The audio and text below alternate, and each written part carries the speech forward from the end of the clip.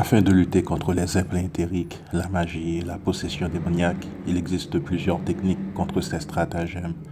La prière est une solution.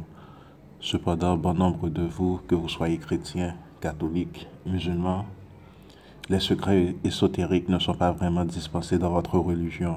Les bouddhistes, ceux pratiquant le vaudou notamment, savent plus, car plus proche de leurs enseignements ésotériques.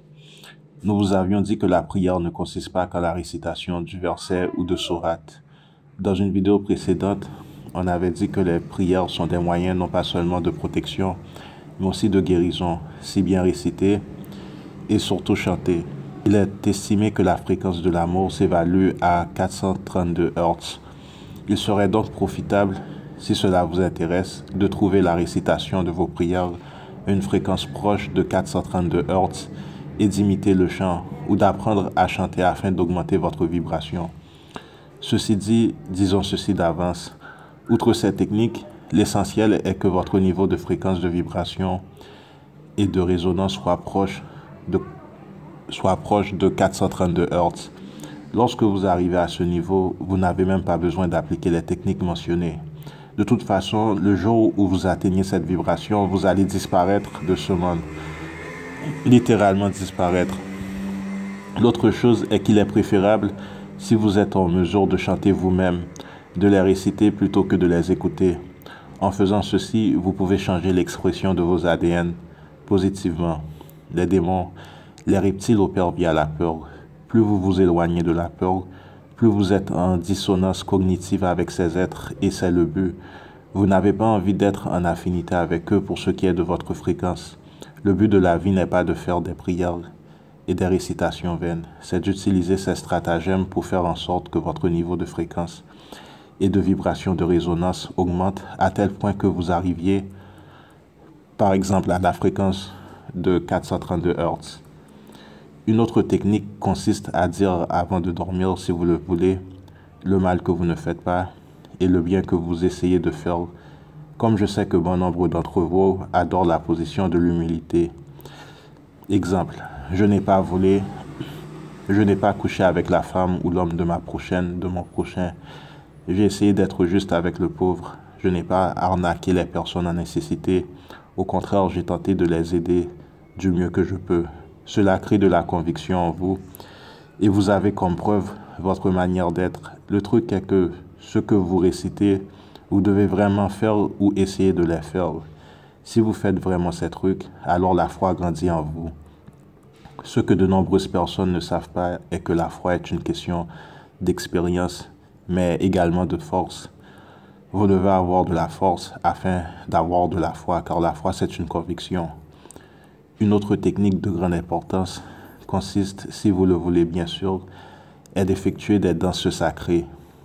Malheureusement, je n'ai aucun point de repère. Je ne suis pas vraiment une personne artistique, ni au niveau des chants, ni au niveau de la danse.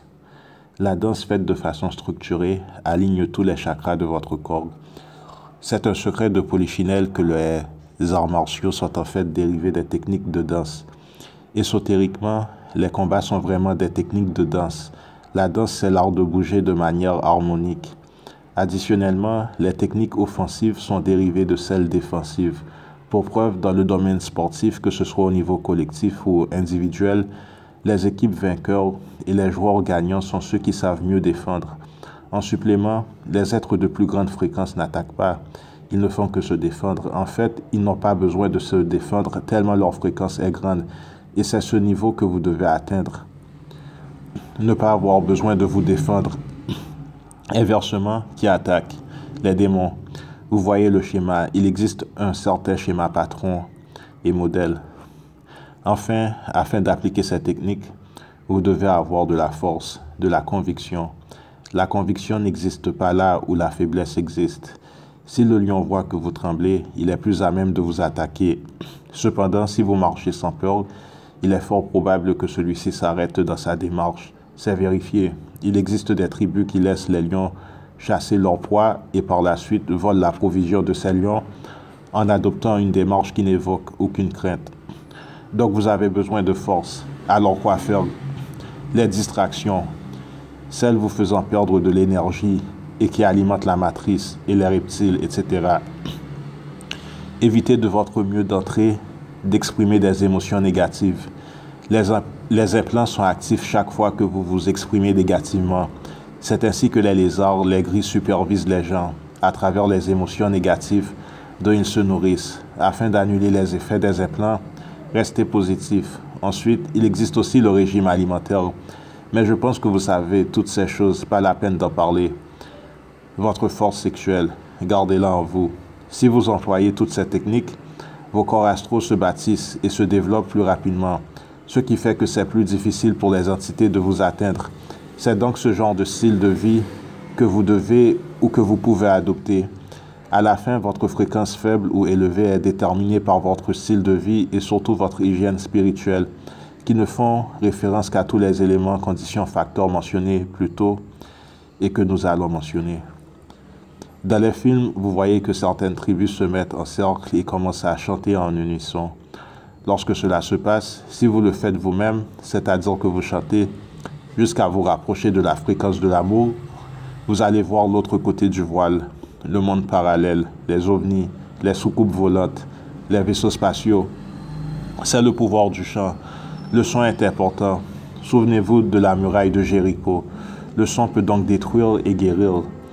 Le revers de la médaille, et vous devez le savoir, est que la plupart des prêtres au sein de l'Église catholique chantent la prière de façon à vous hypnotiser et vous rendre dépendante de l'Église.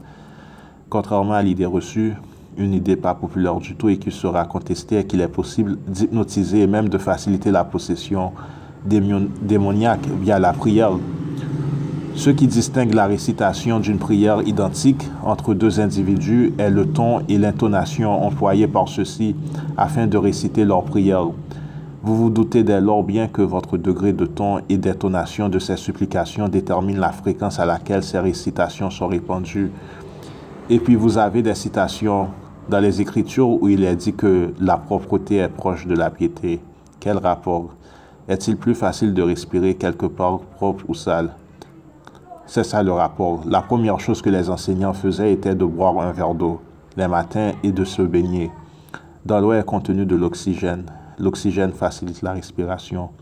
Il est dit que le Seigneur a soufflé dans les narines d'Adam, le souffle de vie ou la respiration.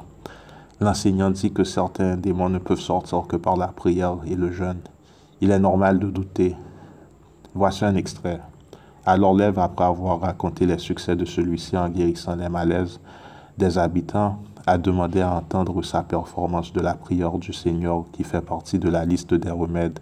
Duc débuta sa performance, mais l'interlocuteur l'avertit que la respiration prise au milieu de la prière était mauvaise. Il a alors chanté la prière lui-même, sans prendre aucune pause afin de respirer. Ce n'était qu'un son. Duc sentit là l'effet de la pénétration du chant, de ce son disparaissant. L'autre explique alors qu'une prière chantée est mesurée en tant qu'une bouchée de respiration et que la prière du Seigneur a en fait pour fonction un exercice de respiration. L'enseignant est un professeur de la prière et la prière est associée au jeûne. La respiration, c'est du son et des mots. Mais dans la religion moderne de l'Ouest, qui a dégénéré comme une institution de formalisme sans voie de secours, les mots sont pris comme étant la représentation totale du concept. Bien que ce ne soit pas le cas, personne ne pense à enseigner aux enfants l'art de la respiration. La prière au plus haut niveau semble être liée à la digestion et même à la qualité de la circulation du sang. C'est là le vrai sens du christianisme primitif, ésotérique. Un autre facteur fondamental est votre environnement. Je m'explique. Si vous êtes tenté, vous êtes tenté. La solution n'est pas de déménager, c'est de changer vous-même. Vous devez changer et faire des ajustements. Le déménagement ne sert à rien. Vous emportez les problèmes avec vous. Déménager ne stoppe pas des abductions, des enlèvements extraterrestres. À distinguer de votre environnement. Par environnement, je fais référence aux personnes que vous côtoyez, vos connaissances. Certaines fois, vous n'y pouvez rien. Si vous vivez avec des gens de basse fréquence, votre seule et unique solution, si vous n'avez pas d'argent, est d'élever votre fréquence à tel point de créer un point de rupture avec eux. À un certain moment, un événement de grande ampleur se produira au point où la séparation est l'unique solution et votre foi fera le reste. par expérience. Vous devez savoir avec qui vous vivez, c'est important. Il est plus difficile généralement de repérer ceux des intrus familiaux que des intrus qui ne font pas partie de votre famille. Ensuite, pour les sorts, ceci ne fonctionne pas si vous vibrez puissamment. Ainsi parle maintenant l'Éternel qui t'a créé, celui qui t'a formé. Ne crains rien, car je te rachète. Je t'appelle par ton nom. Tu es à moi. Si tu traverses les eaux, je serai avec toi. Et les fleuves, ils ne te submergeront point. Si tu marches dans le feu, tu ne te brûleras pas, et la flamme ne t'embrassera pas. Quand je marche dans la vallée de l'ombre de la mort, je ne crains aucun mal, car tu es avec moi. Ta houlette et ton bâton me rassurent. Tu dresses devant moi une table en face de mes adversaires. Tu oins d'huile ma tête et ma coupe déborde. Comment appelle-t-on cela? Une intervention divine. Que vous le vouliez ou pas, il est impossible de sortir dans ce monde sans intervention divine. L'énigme selon laquelle l'âme se forme et plus tard, le stratagème employé par celle-ci afin de se nourrir et se perfectionner est généralement élaboré durant le processus ayant lieu entre deux forces essentielles, deux forces prédominantes de l'univers entier, le bien et le mal. Cette énigme ne peut résulter que de l'action de ces deux forces, le bien et le mal, l'affirmation et la négation, selon la science ancienne, tandis que celle contemporaine la nomme attraction et répulsion. Les facteurs nécessaires pour ces trois totalités sont formés en l'homme, de même que tout dans l'univers, c'est-à-dire les vibrations correspondantes.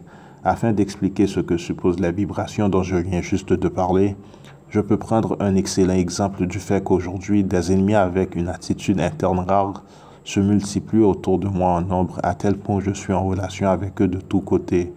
Ce principe, au-dessus de tout débat scientifique, j'ai défini en ces termes précis.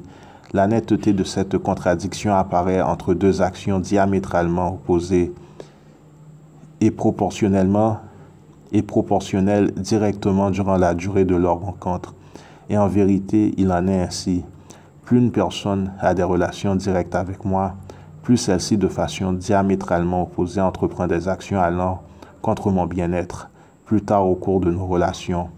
Et cette combinaison psychophysique qui s'élève lors de relations réciproques, bien qu'incroyable à première vue, opère généralement de manière assez simple.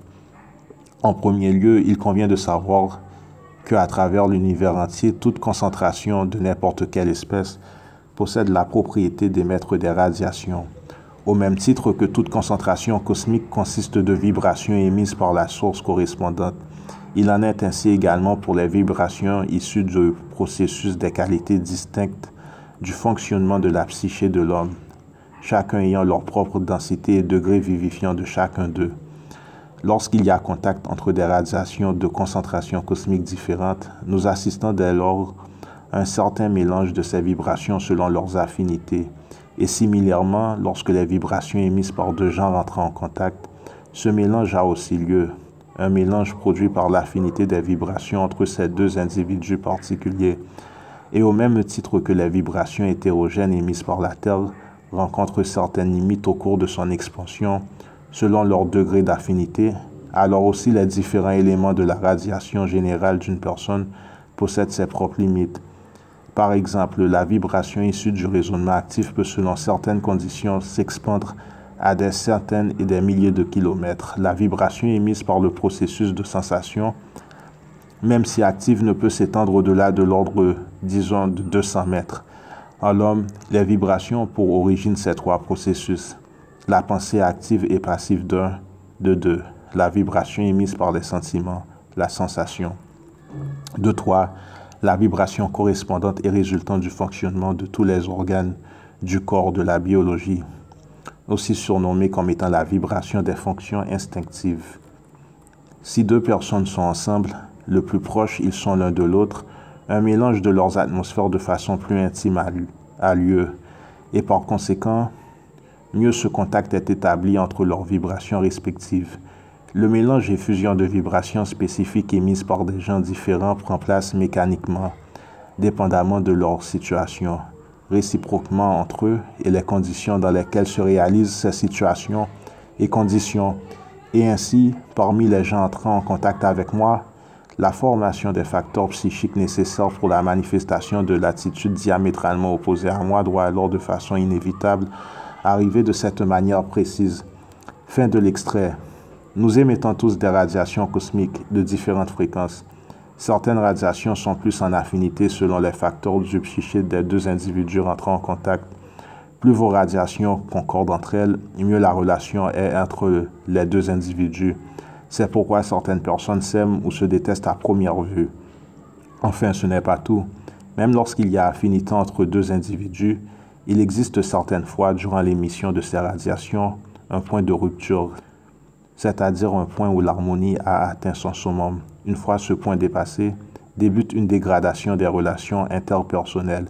Cela est visible dans les relations romantiques où les concernés vivent un amour total pendant 2 années par exemple, et puis au bout de la 3e année de relation, il y a de plus en plus de bagarres, de disputes. Le point d'harmonie a été rompu, jusqu'à la rupture et à la haine. C'est bien donc là la preuve que ces entités de basse fréquence ne peuvent se coller à vous que si vous avez une fréquence également faible de vibration et de résonance, en complémentarité et affinité avec eux.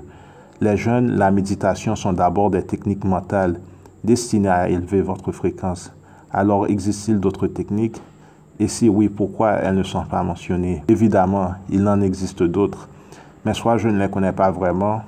De deux, celles citées sont celles que j'ai expérimentées et qui m'ont aidé à sortir du gouffre qui se creusait sous mes pieds, comprendre la traversée de la vallée de l'ombre de la mort. Ceci dit, le jeûne, la méditation, peuvent vous aider à réaliser les techniques de posture, chant et même de prière. Ces techniques améliorent votre respiration. La respiration est importante pour la posture, pour les chants. Afin d'être moins essoufflé, n'oubliez pas que ce fut le souffle de vie qui a été soufflé dans les narines d'Adam afin de l'animer. La méditation est importante car la méditation permet l'amélioration de vos qualités d'inspiration, de visualisation, de perception et surtout de blocage mental. À un certain point, lors de vos sessions de méditation, vous serez confronté à ce que vous appelez des pensées intrusives. Alors ces pensées intrusives viennent des lézards, des grilles qui essaient de vous distraire. Vous savez que la distraction a pour but de faire que vous donniez votre énergie à des choses qui sont futiles et qui ne sont pas importantes pour ce qui est de la construction de vos corps éthériques et astraux. Alors ces pensées intrusives se présentent également sous forme de visualisations hallucinatoires, mais qui ne sont pas vraiment hallucinatoires. C'est alors à vous de faire un blocage mental. Quand ces pensées intrusives se présentent également sous la forme de certains formats addictifs, c'est-à-dire que les pensées intrusives dont vous souffrez auront comme référence probablement les addictions dont vous souffrez. Si par exemple vous êtes addict à la drogue, vous verrez de la drogue. Si vous êtes addict au sexe, vous pouvez voir des femmes ou inversement des hommes, dépendamment de votre sexe évidemment, de votre genre, pardon. Si vous êtes addict à la cigarette, vous verrez de la fumée, de la cigarette. Alors, vous savez que ces intrusions servent à vous distraire afin que vous donniez de l'énergie à ce qui est futile et qui n'est pas important, c'est-à-dire qui ne servent pas à faire bâtir votre corps, vos corps éthériques et astraux. Alors, c'est à vous, lors des pensées intrusives, d'arriver à faire ces blocages mentaux, c'est-à-dire de faire le vide dans votre cerveau. Bon, moi je n'appelle pas cela comme le vide, mais c'est le terme que la plupart des gens utilisent. Moi j'essaie de faire le noir complètement dans mon cerveau, c'est-à-dire que vous verrez des images, mais c'est à vous de les défaire. Ma technique est d'employer un grand écran de fumée noire où je ne vois plus rien. Vous pouvez également utiliser un genre de fumée blanc, visuellement, mentalement, c'est-à-dire, et vous verrez que cela fonctionne. Lorsque vous arrivez à défaire les visualisations inspirées par les arts et les grilles, vous êtes déjà à un grand niveau de méditation. Lorsque vous parlez des concepts tels que le Kundalini, le Merkaba et le troisième œil, une grande partie de l'efficacité de l'activation de ces dons spirituels viennent de votre capacité d'inspiration et de visualisation, comme dit précédemment, et de perception, mais également et surtout de votre foi. Sans la foi, vous ne pouvez rien. Si vous n'avez pas de foi, vous ne pouvez pas activer votre Kundalini, vous ne pouvez pas activer votre Merkaba et vous ne pouvez certainement pas activer votre troisième œil. Mais ce n'est pas tout. Une fois que vous essayez d'activer ces trucs comme le Kundalini, le Merkaba et le troisième œil, vous devez aussi avoir une confiance totale en votre Merkaba, en votre Kundalini et en votre troisième œil. Ce ne sont pas que des choses abstraites, ce sont des entités vivantes qui vous complètent. Mais vous, c'est ce que vous ne savez pas. Lorsque vous activez les Merkaba, les Kundalini et le troisième œil, vous êtes vraiment en train d'activer des entités, d'autres versions de vous qui vont se compléter au niveau astral et éthérique, dans votre corps astral et votre corps éthérique. Et quels sont les avantages? Vous savez qu'afin qu'un démon vous attaque, un démon doit d'abord passer par votre champ de réseau magnétique. Plus le champ de réseau magnétique est faible, plus il est facile pour ce démon d'entrer. Plus votre réseau magnétique est puissant, plus il est difficile pour ce démon de pénétrer et peut-être même de s'approcher à un certain point. Lorsque votre réseau de magnétique est assez puissant, les reptiles, les gris ne peuvent même plus s'approcher de vous. Lorsqu'on parle de certains gens dans les légendes, vous savez qu'il y a certaines personnes qui semblent survivre à de nombreux incidents. Eh bien, ils ont des corps astraux et éthériques extrêmement solides. C'est le secret. Et c'est pourquoi il y a des personnes qui sont difficiles à tuer. Les personnes qu'on dit qui sont difficiles à tuer, ce sont des personnes qui ont des corps astro et éthériques extrêmement solides. Car leur champ éthérique et leur champ astral est difficilement pénétrable. C'est comme du concret. Le concret est difficile à briser. Eh bien, c'est pareil. Plus vous investissez dans votre corps éthérique et vos corps astro, il y a le transfert de votre énergie, c'est-à-dire que vous ne transférez pas vos énergies aux distractions. Plus cette énergie revient vers vous et vers ces corps éthériques et astro. Et vous devenez plus solide, vous devenez plus fort, vous avez plus de force et vous êtes plus difficile à pénétrer. Et voilà pourquoi en partie vous devez rester une personne positive. Généralement, la possession est précédée de l'oppression et de la dépression. Lorsque vous êtes en déprime, votre niveau de fréquence diminue. Lorsque votre niveau de fréquence diminue, votre champ de réseau magnétique n'est plus aussi solide qu'avant. C'est pourquoi les démons peuvent rentrer facilement lorsqu'il y a dépression, oppression et par la suite possession. Évidemment, maintenant vous comprenez aussi que si vous voulez évoluer, si vous voulez accroître vos niveaux de fréquence, vous devez avoir le moins d'addiction que possible. C'est-à-dire que vous devez vous défaire et ne pas être obsédé de la drogue, du sexe, etc. et des récréations et des substances de récréation. Cela ne veut pas dire que vous allez passer votre vie sans avoir des relations intimes, sans nécessairement fumer. Le but, c'est de ne pas laisser ces trucs vous vaincre. C'est de ne pas vivre afin de consommer ces trucs.